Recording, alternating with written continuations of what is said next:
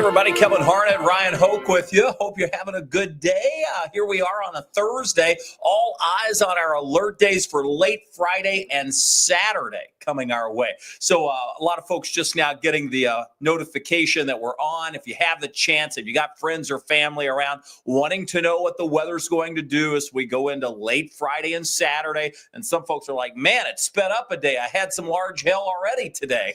Yeah, that was wild, wasn't it? We had up to quarter-size hail, parts of Jefferson and Bullitt counties today.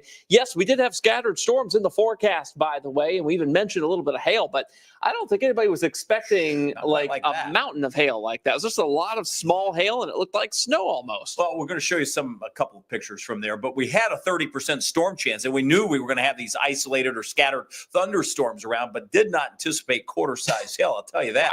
Wow. If you have the chance, go ahead and share this with the folks that are on your social stream so we don't have to answer the question repetitively. It's good to get as many people in at the top of this as we can. So we'll sit here and tap dance for about 4 or 5 minutes until we get folks in the stream.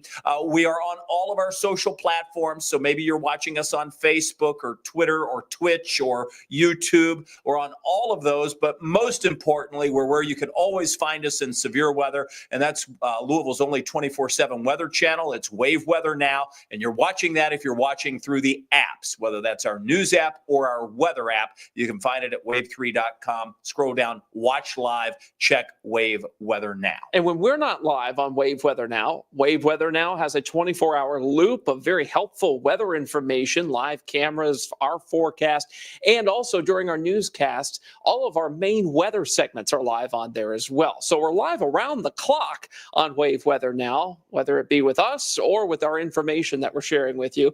So makes it a really easy thing to set and forget. Yeah, and a lot of times we're typing information, so it's not always sitting in front of a camera talking to you. So sometimes we're typing it for our radio partners that they can read on the radio, so it's fresh and not an old recorded version. Sometimes it's for our news staff so they know what's going on, but you get that information too on Wave Weather Now. So I see a lot of folks watching from different places. We appreciate you jumping in here from Taylorsville to Highview to Taylor County, Carrollton. We see you.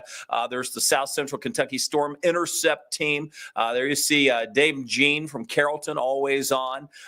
You'll notice Allie saying hello, Wave Weather, and we say hello back. Highview, and Highview had some hail earlier today too. It was a hail of a storm, I'll tell you that. Yes, yes, we had up to quarter-size hail down there, and so many folks sharing with us their pictures and videos. You know, I put out a call, Kevin, for people to submit their photos and videos on the Wave Weather Facebook page. I had over 100 within about 15 minutes. That just shows you the population that it hit, because it was pretty isolated. Yes, it was isolated, and if it had hit out rural like, Spencer County, we wouldn't have had 100 photos all at once there, but it hitting, kind of the core population of Louisville and southern Jefferson County, that did a real number on the number of folks that saw it there. Vesey from Greensburg, hello, Greene County. Terry from Corydon. Yeah, and we've got Jacob watching from Litchfield and folks from all over. Salem, Indiana, we say hello, even from Evansville. And if you're in Evansville, I'm going to say pay attention. Even though our focus won't be for Evansville because you're outside of our viewing area, you have a lot higher chance for severe weather than we do here in Louisville. And that's for Friday night in Evansville. St. Louis to Evansville, not a great place to be Friday night there. Norton Commons, hello, Jamie. You're in there. And, of course, we've got Marianne from Memphis, Indiana, and Buffalo, Kentucky, I'm assuming. Vicky there, downstate central southern Kentucky. And, of course, Sellersburg, Teresa, Kristen from Hodgenville. Good. Folks from Glad to see folks on both sides of the river here as we prepare to talk about what we think is going to happen for Friday night and Saturday. Let us just begin by saying we're still more than 24 hours away from this event even moving into the viewing area.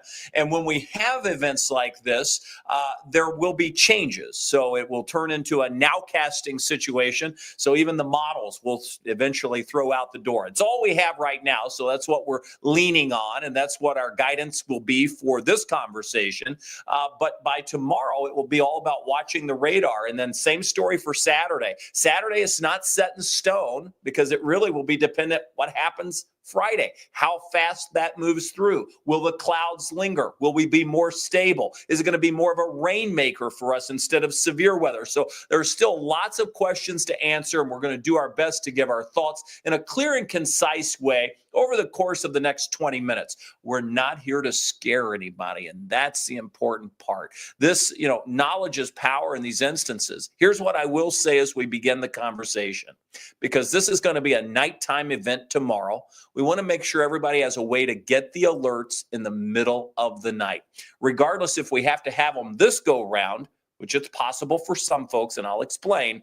At some point in life, you have to have the way to get the alerts in the middle of the night. And that's where a NOAA weather radio comes in very handy. We call it a smoke detector for storms. I believe in Indiana, it may be law that all new mobile homes have to have one in it. This is a really important thing. If you don't know what we're talking about, do some Googling. Get yourself a NOAA weather radio with battery backup. It could save your life at 3 o'clock in the morning when you may not be paying attention to the weather, but the weather is paying attention to you. Yeah, so that's just a word of wisdom that everybody should have one. That's your first line of defense for storms. That goes off, tells you, something's going on. Let's turn on the wave storm tracking team, see what they're saying. Boom, we're going to be either on this device, likely the 24/7 weather channel, or on our main channel, depending on how severe or what's going on. And we'll be delivering that information. Beautiful sunset tonight, by the way, after those towering cumulus that put down some storms in places. Yeah, we had this warm, moist air that kind of intruded in today, and that's part of the reason why these storms got powered up. This was the most impressive hail photo that we saw from Amy Silver down there near Floyd's Fork. That's just north and east of Shepherdsville near Hebron Estates. I mean, this was large. This may exceed quarter size. It depends on how big Amy's hands are, I guess, there. We don't have a ruler for reference on this, but you get the idea. We actually had to make sure that the storm actually passed over that location to verify the photo there. Large. I mean, it was like, that was definitely quarter size hail. Easy. And Brian Good reported quarter size hail. Tim Bledsoe sending in this, and you can just see the intense amount of this. Could you imagine this hitting unexpected? Be like, what? The world is happening. And Tim is in the Heritage Creek area there, and that was so much hail, it almost looked like there was snow on the ground in some spots. It was a lot of very small hail.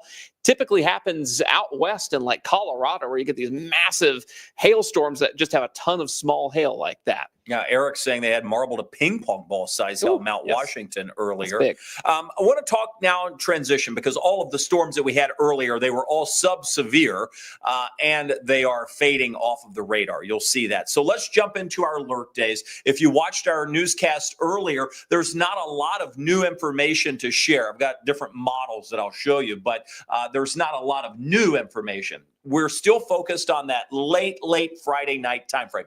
Let me make this clear. Do not cancel your Friday evening plans unless they're going to keep you out all night Friday, because much of Friday and much of Friday evening is okay. Fish fries will be fine. It'll just be a little windy and cloudy. That's about it. These storms will wait likely until after 2 a.m. Saturday morning to really move in here. So we've got the Friday night alert day due to wind, and then the Saturday alert day due to two distinct rounds of storms. One super early in the morning before dawn, and another round during the late afternoon into the evening hours. Each of these could have severe weather. That first round, though, has us a little bit more concerned, because I think we could have a few more severe weather reports in our area with that one. So when we break this down, we know it's going to be windy regardless. So Friday evening, Friday night, Saturday, it is windy. The Weather Service has already acknowledged that as well. This was our first sign of flagging this as an alert day almost a week ago, saying, boy, look at those winds. It looks like it could really windy. Let's flag the alert days and see what happens with this area of low pressure. It will be a cyclone, a bomb cyclone, so it drops fast in pressure, and you're going to notice the wind pick up. And consequently, we already have the wind advisory from 5 p.m. on Friday until 8 p.m. on Saturday. That's the first piece of the puzzle, the wind. This is the current radar view. We mentioned those downpours fading away. We're losing the sunlight. We're losing the energy needed for tonight's storms. We go out to the west to identify the storm that's going to move in our direction, and we already see it on the maps. As you take a closer look, There's even snow in some of the higher elevations. Yeah, up near Flagstaff, Arizona, they have snow right now. They had severe thunderstorm warnings in several of them in the Central Valley of California today, even in like Highland, California, the eastern part of Los Angeles near San Bernardino County. They had graupel falling from the sky. If you can believe that. I was FaceTiming with a friend out there, and he was like, what is this? This soft hail stuff.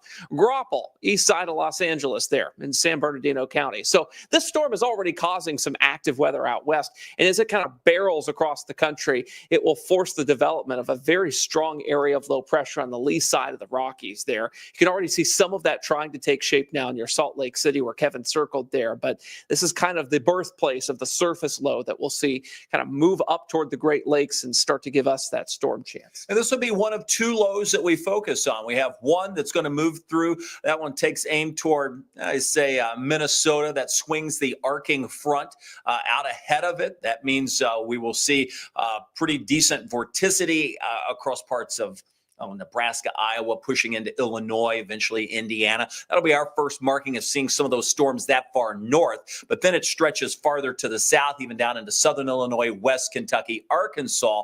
That will be the front that it drags through. So let's get into the details on that as it starts to trek across the country over the next 24 hours. We look at the severe weather risk areas from the Storm Prediction Center. Obviously, there are 5 categories. We go marginal, slight, enhanced, moderate, high. You rarely see a high risk area on day 2, which is what we're looking at. So this would be looking day 2, that's tomorrow. Day 1 is today. So if you're thinking, wow, that should be a high risk. Why is that not high? Could be by tomorrow. We've only, I think, ever had 2 high risk areas issued on the day 2 alert. It's really rare. Very rare. You're within the ballpark of that for sure. And that's the day 2. Now the day 3 outlook may also go high risk in the deep south. In fact, this may have more juice to it than Saturday's version. Again, we're talking about like Mississippi, Alabama.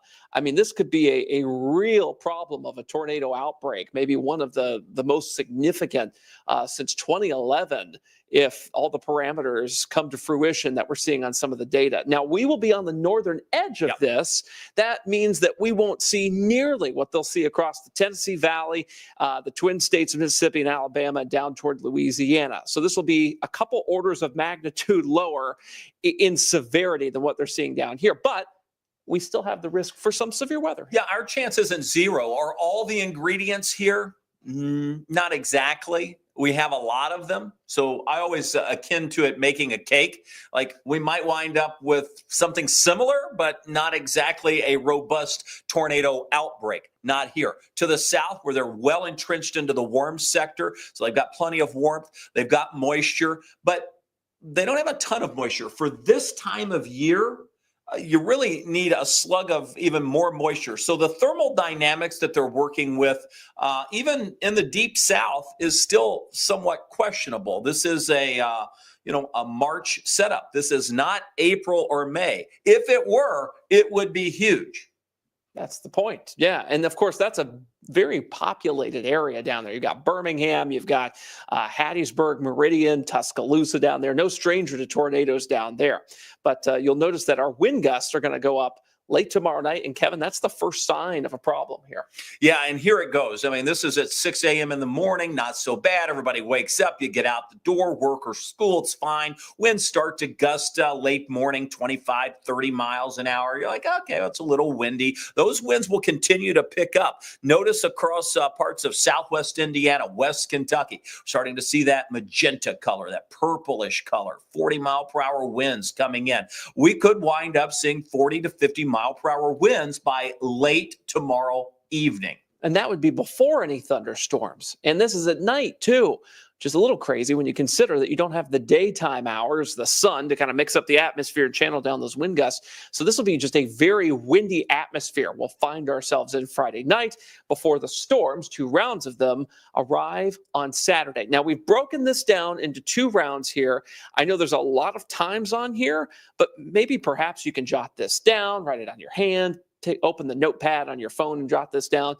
these are the times that you'll need to be prepared for potential severe weather. Yeah, and there are really two time frames. I mean, we've got the late Friday night, early Saturday morning round from west to east, and we're going to get into the maps in a second. So, we've got this in chronological order. We talked about the wind picking up Friday evening, Friday night. Okay, everybody realizes that. We're all good that there's wind, and we've got a wind advisory in place. Check. We'll be fine through that. It's going to be windy. That's not the sort of questionable part.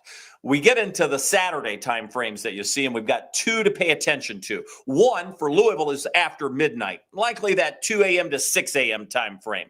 That's when we see the first line of storms moving in from the west. Remember when we were looking at the severe weather risk, there was a moderate risk back out toward St. Louis. That Friday afternoon and evening will be very strong. And remember, Friday afternoon, evening, it's moving our way. It's moving our way. It's not here yet. Friday night, it crosses the midnight hour and it starts to get closer to us. Some areas in the western part of our viewing area could see some strong storms, possibly severe storms, Friday, late night, early Saturday, around or just after midnight, moving closer to us here in Louisville between that 2 and 6 a.m. time frame. We're saying it should be fading. By all accounts, the data shows that it will be decreasing in intensity, but does that mean it's totally gone and lost its entire punch? Not quite. Yeah. And that's the problem with these setups. We don't know how far into our county as these storms may remain at severe levels here. It could be I-65, it could be Ferdinand, Indiana, it could be Frankfurt. So that's why we want to make sure that nobody's under any disillusion that there is a weaker sort of severe weather risk as you kind of, move into this period here. You need to make sure that you're ready to go for severe weather as we head throughout our early Saturday morning. The bullseye on this is way out west. No question about it. Obviously, that's where the Storm Prediction Center agrees, and they have the moderate risk. For us, still moving in our direction, still could have a few strong storms. We get the break between 6 a.m. and 4 p.m. or so. We'll be fine-tuning the timing on Saturday based on what happens in the morning hours. So don't pin us down 24 to 36 hours in advance on that timing. We may have to adjust it a few hours. So maybe it's 7 a.m. to 2 p.m. or whatever, but you get the idea. We have a break through the morning hours on Saturday. But by Saturday, I'd say mid-afternoon, we're going to have to pay attention again. So it's like, okay, well, here's round 2 they're talking about. So just to recap, Friday evening, everybody, right? Wind advisory will be okay. By Friday, late night into early Saturday morning, storms moving in from the west. They're approaching. They will be severe out to the west. Will they weaken in time by the time they reach our western counties? Question mark. Not sure about that. Will they weaken by the time they reach Louisville? They should be in the weakening phase. Based on the data that we have, it's a time to pay attention to. 2 a.m. to 6 a.m. We get the break early Saturday morning into the early afternoon. And then in the early afternoon, we have to start paying attention again. And that's round number 2 between 4 p.m. Saturday and very early Sunday morning around 1 a.m. or so. This round is a little less certain on severe weather, but has a high certainty for very heavy rain, potentially some isolated flooding. It's good that we've had a bit of a break from the rain lately so that the flooding won't be as bad as it could be by late Saturday night. And, we're still looking 2 to 4 inches of rainfall out of the deal, so it still could cause some issues. Let's walk through, again, what we've said a number of times, and you're going to hear me keep saying it. Remember the storms back to the west, severe near St. Louis, moving closer to us. Here we are Saturday at 3 a.m. I'll back it up just a little bit more before it even hits the screen. Notice, still strong, southern Illinois, southwest Indiana. But by the time it reaches us, it starts to weaken. That's the trend. That's the good news with this. During the overnight, we've lost the punch. But will it be a long night, especially for folks that have a little anxiety? Yes, because you look at the time, it doesn't get here until between that 2 and 6 o'clock time frame. And oftentimes these storms move a little bit faster than what the model says here. So this may very well be along I-75 by 6 a.m. But look at this break here. This is going to be critical. Will we see any breaks in the clouds? Will we have these little showers around, sort of propagating the rain-cooled air around the area? Those will be super important because if we can get kind of a sunny break in all of this during the midday and afternoon hours on Saturday, that would be a problem because round number 2 would be able to capitalize on that unstable atmosphere as that area of low pressure moves in from the south. And it would give us some initial severe weather risk before we transition to more of a heavy rain threat here. And that initial severe weather risk would be in that onset. So whether that's 2 p.m. or 4 p.m., it's somewhere in the afternoon. And then as we go into the evening hours, you can see the repetitive rain bands that feed in, and the heavy rain eventually moves across eastern Kentucky. So could we see severe weather? And I'll get to the tornado potential in a minute. Let's talk about round 1. I think the best opportunity for us to see severe weather on round 1 is going to be our western viewing area. Maybe Du Bois County could come over a county closer, still banking on that by the time it reaches us, it's in that weakening mode. Could we see severe weather Saturday afternoon? I think that's possible, but it's not answered with much certainty until we see what happens early Saturday. Can we fade those clouds out of here? Is the atmosphere already turned over to where we're sort of sinking air instead of rising air? And that matters in the environment because of the thermal dynamics at play. We really need that buoyancy to see the robust storms develop in the afternoon on Saturday. Not sure that's going to happen. Otherwise, it would just be a big batch of heavy rain with the severe weather mainly south and southeast of our area there. So let's talk about severe weather potential. This is what we call the significant tornado parameter from the high-res rapid refresh model for your model nerds out there. And it shows us how the environment for tornadoes does start to creep into our counties early Saturday morning. But watch as we advance this, it starts to kind of break off and go away as we head toward kind of midday or so, as we lose some of that energy in the atmosphere. Now, this doesn't mean we're going to see tornadoes. What this means is that, hey, there's a parameter that has some ingredients in it that could very well lead to an environment where we could see an isolated tornado or two. That risk would be well west of our area for the most part, but could leak into our western counties. Well, the interesting part about this is look at the time. This is 5 a.m. It's still to our west. Remember what we showed on the Futurecast. The storms were already past us by that. Yes. So that means the energy that's available for the tornadic part of this, what we're looking at here would be that significant tornado parameter is displaced from the actual storms themselves. Bingo. That doesn't bode well to actually see it happen. You need it lined up. Now, if this said, if I were looking at this map and the timing of this said midnight to 3 a.m., boop, that would be a problem. But because the storms have already passed us essentially by 5 a.m., and certainly as we roll into 10, we wouldn't have any storms by that point at all. Yeah, it's all gone. So that bodes well. Okay, so that's some good news in terms of a lack of tornadoes in our area. Does that mean we still don't have a lot of shear? No, we're going to have a lot of shear and we're going to have a lot of wind energy. It's just that everything has to stack up together for us to realize it on the ground. These storms will literally outrun their ingredients. That's what we call that when that happens. So just because you see some scary looking parameters over us doesn't mean the storms can take advantage of those. They have to exist first. Now, I want you to pay attention to the extreme northwest side of your screen there. In fact, I'll take this full so that you can see this. There's a reason I put this on here. And you'll see that there is an area where there could be some potential rotation in central Illinois, way up there.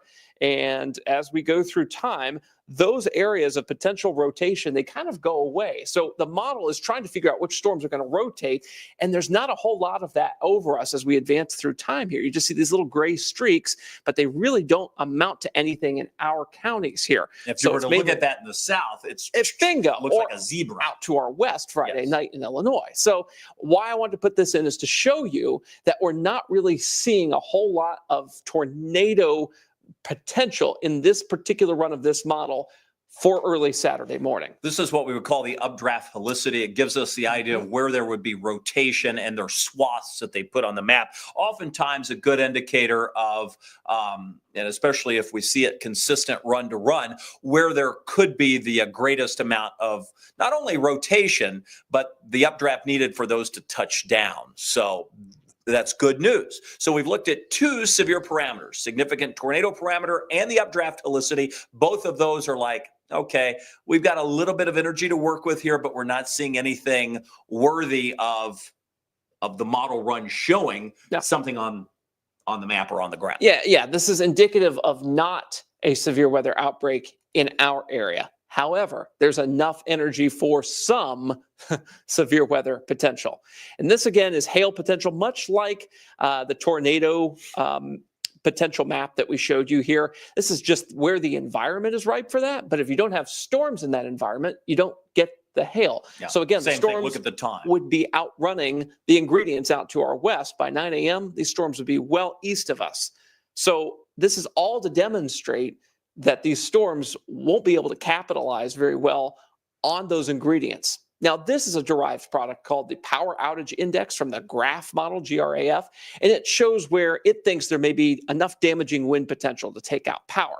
And you'll notice it does pop some values there. Bedford, Paoli, as we head toward the early morning hours, but it fades away very quickly as those storms weaken. And it really has nothing, Kevin, I was watching this earlier, for that second round of storms at all. And that's not because the data runs out. It's just because it doesn't think much is going to happen. So that's a very interesting development on that piece of data there. So we've gone through that. Let's talk about the Storm Prediction Center. Obviously, we have the two rounds that are sort of outlooked, the late Friday into early Saturday.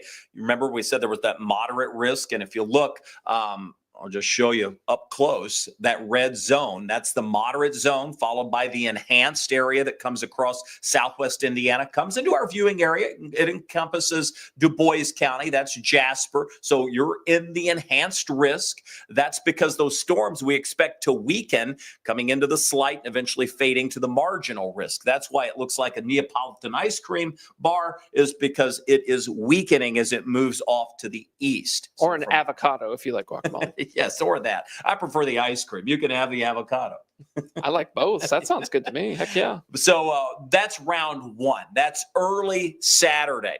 By late Saturday, if you remember back when we looked at the nationwide map, there was a solid bullseye of moderate down across the Gulf Coast states. That's where all of the ingredients are for a tornado outbreak. It's going to be a problem. That's where a lot of people will be really paying attention. And that's down anywhere from Louisiana through Mississippi into Alabama. That zone there, Tuscaloosa, always seems to be a pinpoint, but that's a place that's been mentioned a lot of where people will be watching closely because, frankly, even this far out, the consistency we've had in the modeling says, pay attention. Yeah, you got some dense population, dense trees down there. Never a good environment to have a tornado outbreak in the deep south. So this is round number 2 from the Storm Prediction Center, their risk area for Saturday evening. We're squarely in that 2 out of 5 slight risk again. But notice down to the south, kind of near Bowling Green and south of there, there's that 3 out of 5 enhanced risk. That's where you start to run into a little bit more of an environment where you could have some more widespread severe weather. Again, I really think it's going to be Tennessee Valley and south of there especially, where you start to reach this outbreak situation. This round is less certain. And in fact, Brian Good pointed this out a little bit earlier today, that the Storm Prediction Center in this particular outlook, when they put out the afternoon version of it, they discussed the potential for a downgrade in this risk area, potentially in our area, should they not see enough evidence for the atmosphere to destabilize more and to get the second round of storms jazzed up in our area.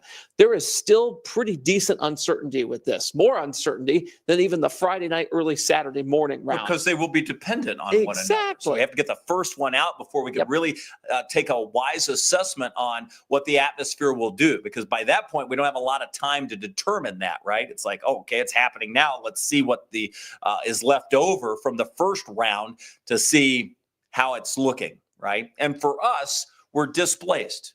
To the south, it's a little more certain. For us, we're going to have the lingering effects most likely from that morning round. Regardless, you see the enhanced area comes up just across the state line, butts up against southern Adair County, includes Bowling Green, and then the rest of us are in that slight risk area. We can still have, I don't want you to get caught up on these risk areas, because even in slight risk areas, we can still have severe weather. We can still have tornadoes. Right. It's not to say that we're not going to see severe weather. It's just a much lower risk than areas to our south. We've had some big time severe weather days, even on marginal and slight risk days.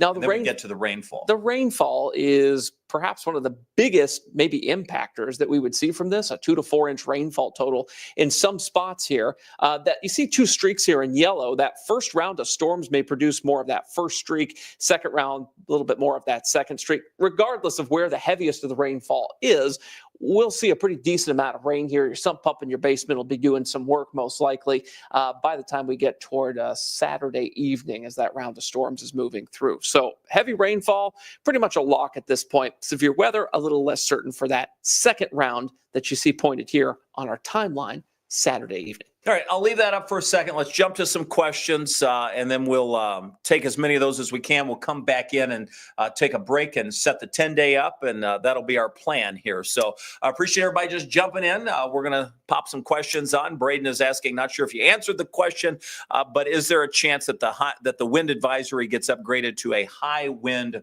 warning? I doubt it. No. We'll get updated to a high wind warning. The advisory is in place. Should winds exceed 57 miles an hour, you'll get a severe thunderstorm warning. Most likely it would be within the storm itself. Cameron's asking about the word convection. Like, what does it mean essentially? Convection is a thunderstorm. It's the air literally convecting or in a spinning motion around vertically in a thunderstorm there. In the rain, if it stops early before sunrise, you get plenty of rain, sun into the afternoon on Saturday. Will you have more problems? Yes, that is exactly what we were talking about. The more sun on Saturday, the worse the storms will be. Carla's saying she read that the system is referred to as a bomb cyclone, and you heard me say that a second ago. What exactly is that? That's a 24 millibar drop in 24 hours. So it's the pressure that as it drops over a short period of time. It's the deepening of the low, which is meaning that there would be a tighter wind gradient or pressure gradient around that area of low pressure. Consequently, you would get stronger winds in the wind field. That can also yield stronger shear in the atmosphere. So anytime we're talking about a bomb cyclone, it's something that's happening fast and it's deepening. It's going to bring wind. It's going to bring typically high energy. We have a question here from YouTube about a derecho. Could we experience that? Not here. And you have to have a very long duration and long path of very high damaging winds to get that. That's essentially what that is. I don't think the system's going to do that. I think it's more of a tornado problem for the deep south. And yeah, you might have some derecho-like conditions to our west Friday afternoon, but I don't think it would meet the actual criteria. Just too long of a distance and too great of a time for it to fulfill that technical criteria that's set by the National Weather Service for a derecho, which is a Spanish word, by the way. Yeah. And there you go. You see the map there for Friday, and see how it's not like a long, elongated sort of, kind of latitudinal thing. It's more of a longitudinal, tall thing here. If it were like a very long, skinny, sort of like east to west, sort of long risk area, you'd be more in that risk for a derecho. Very basically putting that, by the way, but this is not that kind of setup. So I'll pop on here the severe risks. These are the categorical risks. So you got moderate, enhanced, you'll notice the slight and the marginal risk here. Will this get upgraded to a high risk out towards St. Louis? We'll see. There's probably a better chance that the high risk may get flagged Saturday across the deep south. Yep. That's what I would say. When we look at the tornado risk for tomorrow, you can see the percentages at the top. And then, of course, you have the hatched area. And a lot of people get caught up on social media. It's the hatched area. It's the hatched. It's the hacked area. What's that mean? So, and again, when we look at the entire geographical area of the outlook, it's based on the probability within the certain distance from a point. And the hatched area gives us more definition on that. And that is what that essentially means. I believe it's 25 miles from a given point. Hatched area, 10% or greater probability of EF2 to EF5 tornadoes within 25 miles of a point. That's from the Storm Prediction Center there. Yeah, so that's essentially what that would mean is if you're in that area, you have a greater probability of seeing within a distance from your location, that type of weather. So that's the tornado threat. When we look at the wind threat, oh, hang on, that was day one. Day two here. There it is. You can see the wind. Even the hatched area comes up to Louisville. So even in the marginal risk, even in the slight risk, we have the ability within a point to see some very powerful winds. Yeah. Even though the categorical risk is lower. Just remember when you see hatched, significant. It just means, hey, a significant wind report is possible in this area. A significant tornado report would be possible in the tornado version of that. Notice the hail's out to our west. That's because those storms will be moving through during the daytime. They'll be a lot taller, have a lot more instability. We may still see a little bit of hail here just because those, what we call wet bulb zero heights will be kind of low, meaning cold air in the, kind of mid and lower-ish levels of the atmosphere will be present. But I don't think it's going to result in a giant hailstorm or anything like that here. And then, of course, I think the real show is in the Deep South on Saturday, and that is going to be problematic. I mean, it's a rough setup for what that looks like, and we've sort of gone through our parameters here. It would look very different if we were talking about Louisiana, Mississippi, or Alabama. Our maps would be off the chart on all categories that we just spoke about, from significant tornado outlooks to the updraft helicity to the instability in the Cape to the reflectivity forecast or the future radar. Oftentimes there's a lot of what we call hyperbole or exaggeration about things like, oh my God, we're going to get 60 feet of snow and these tornadoes are going to be all over the place. And you see that on social media from these less than reputable weather sources here. It's bad when the more reputable weather sources in the South are starting to post things like, hey, tornado outbreak likely, this could be a life-threatening situation. And we're still 2 days in advance, right? So that's how the confidence level is starting to grow in this being a significant event for the Deep South when you've got seasoned meteorologists who are now starting to hoist the warning flag about this thing, the red flag, if you will, more than 48 hours out. Well, the good part is the data has become so much better, right? I mean, when you look at what information we have now versus 5 to 10 years ago, it's so much more. It's so much better in many cases. And the AI technology has helped out in some ways to allow us to assess and analyze a lot of data to give those trends. So many times, more than not. Are they 100%? No. But are they accurate enough to share and to talk about? Yes. And that's where we are in this. So what that points to is a pretty significant outbreak over the next 2 days. Let's not discount what's going to happen to our west. From St. Louis down to Little Rock tomorrow. That's going to be a big deal tomorrow afternoon and evening. When we're on here tomorrow night, we'll be focused on what's on the radar out to the west. And you're going to see a number of our sister stations very busy from Arkansas all the way up through Illinois and Missouri. And we'll be tracking with them those storms as they move closer to us. What we're banking on is the fact that they're going to decrease in intensity. And that's a pretty decent bet that will happen. It's just a matter, does it happen at the western part of the viewing area or does it happen at I-65? And at that point, we're just miles away, but every mile matters when it's happening in your viewing area. It really does, right? It only takes one, as they say. So you want to make sure that we're not leaving Du Bois County out in the cold here, and we don't want to make sure we're not leaving Adair County and Franklin County out in the cold here. Those are the areas that would be most exposed to the severe weather in general. It is possible, it's conceivable, if you're looking for a bust potential here, that we could get gapped here where the storms fade out before they kind of, arrive here, at least the severe weather part, early Saturday morning, and then the severe weather with the Saturday evening round misses us just to the south and east. That is possible, but that's not a high enough confidence to say that as part of our forecast. I'm sorry. Hang on. Something to chew on in your head here, because it's all about possibilities and probabilities. We're not saying like this will exactly happen this way, that way, and the other. It's, hey, here's a chance that we could have a problem here, we could have a problem there. It's all kind of a little bit more mushy, especially at this distance out. Once it's on the radar, that's when we can say with certainty, hey, this is where this is going to happen. You can bet on it. How about this for tomorrow? Record high. This will be the warmest March day in 3 years. Wow. 84, our forecast. The record is 82, set back in 2004. 2024. I'm sorry, 2024. Yeah. We have small monitors, if you couldn't tell here. Woo! It's hard for the old eyes. It's So okay. what does that say? It's all good. So just last year, we were at 82 degrees. Yes. Tomorrow, last year. Crazy, right? Bottom line is nature loves to be balanced. That's the whole point. And that's why wind even occurs, because of the pressure difference. When we move air around, that's the pressure. Air has weight, it has molecules, it does weigh something.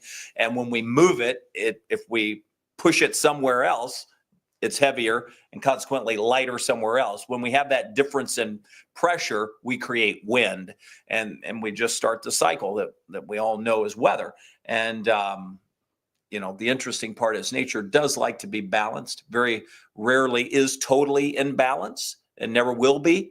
But when we're really out of whack, when we're talking 84 on a day that should be in the 50s, then we have to sort of snap back. And that often occurs with big weather systems. And that's what we'll see move through Friday into Saturday.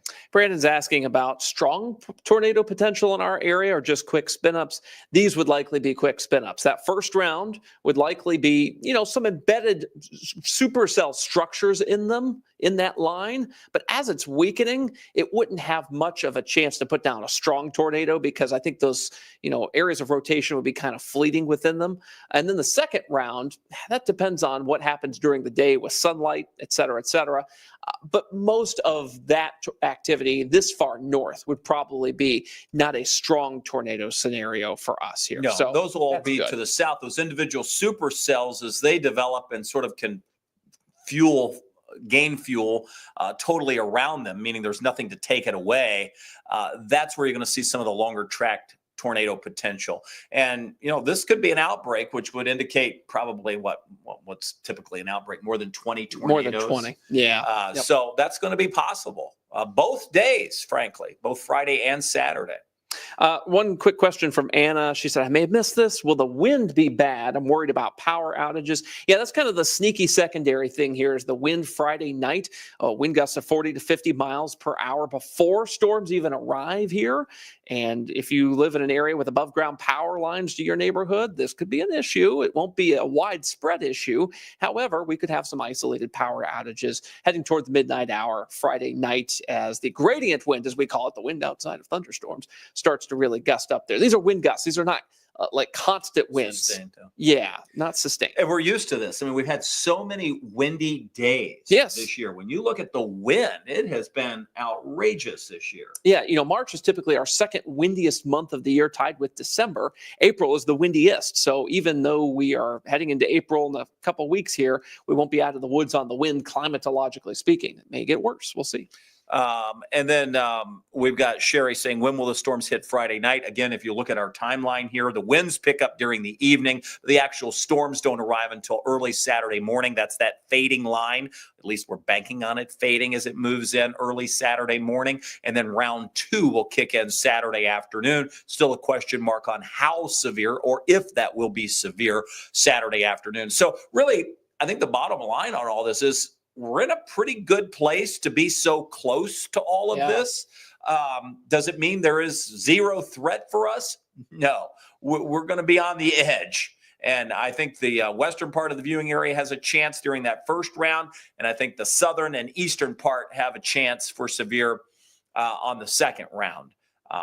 And we'll be watching both very closely. So we'll be here if any warnings get issued. Yeah, a lot of this may be us babysitting our most western counties and our most eastern and most southern counties, while the core here in Louisville, it's funny, Louisville may stand to have the least overall threat in our counties between the two rounds combined here. We may just be in the sweet spot here with 1.2 million people in the Louisville metro, right in the Jefferson County area. So cross your fingers and toes that can happen, but we're not ruling anything out just yet. Question from Brandon. Will you all be on live on socials while the storms are moving through tomorrow night, even if there are no tornado warnings? We'll be on during the evening for a period of time on Wave Weather Now. Probably on some of the social streams. Once we kick over to live coverage, sometimes that's out of our hands. The news department puts us on. So I can't promise you're going to be on my Facebook page like some people are watching on, or Ryan's. So we don't like to say we'll be on the socials, but we like to say we'll be on the Wave Weather app and the Wave News app, or Wave Weather Now. So that's where we'll be. We'll be live on our platforms, not necessarily social. So don't depend on Facebook for severe weather coverage. Depend on Wave Weather Now, which is on our website, on the Wave Weather app. You just tap Watch Now. It's so easy. Yeah. And we'll send you a push notification when we start going live there too. It is so simple now to get access to live coverage from your severe weather safe place if a warning is issued for your location. And just make sure it's charged. You know, have a battery pack if you need it, but make sure your devices are charged. Make sure you have a way to get warnings, especially in the middle of the night. That's important. That's why the NOAA weather radio is handy. So just keep that in mind. All right, we're at 9 o'clock. We're going to wrap things up here. We're going to take a quick break. We're going to come back and share with you the 10-day. Obviously, we've gone through the most sort of dramatic part of the forecast, which are the alert days. But let us get to a quick break to reset so I can load in the 10-day. And when we come back, we'll wrap up our conversation, take just a few more questions, and we'll be back right after this. So stick with us here.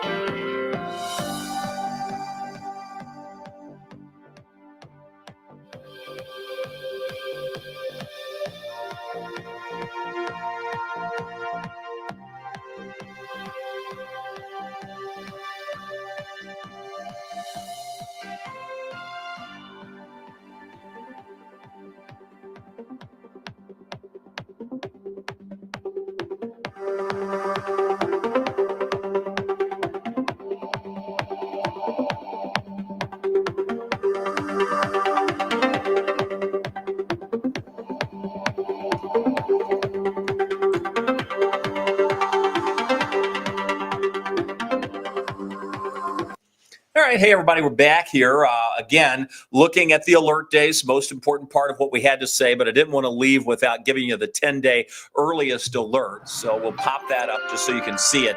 That record high of 84 tomorrow gets slammed with strong winds, followed by the first round of storms late Friday night, early Saturday. We've already adjusted our weather team staffing, so we're going to be here both Friday night and Saturday.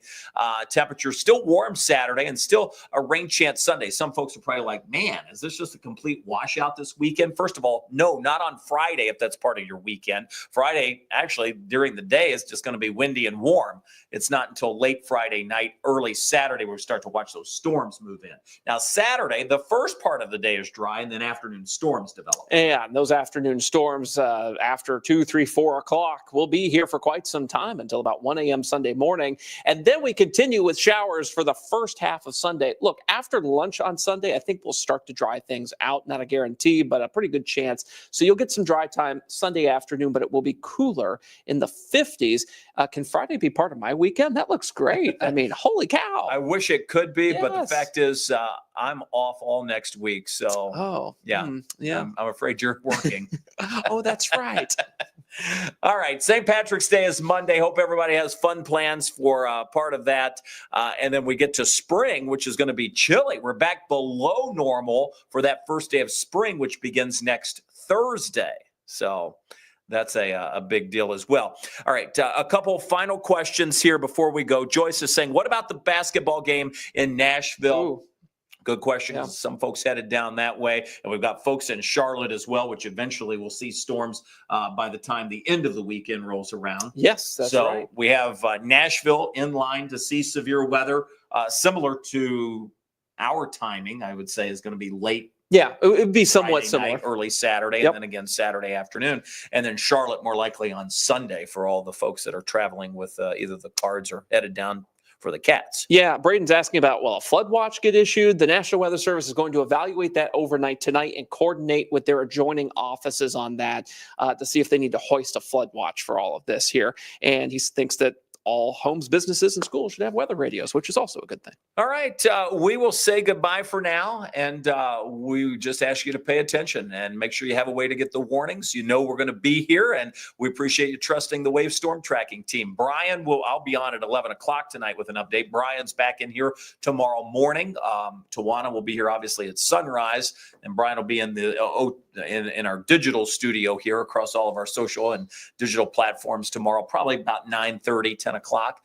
And then we'll do another update tomorrow evening. So we'll see you then. In the meantime, have a great evening, everybody. See y'all then.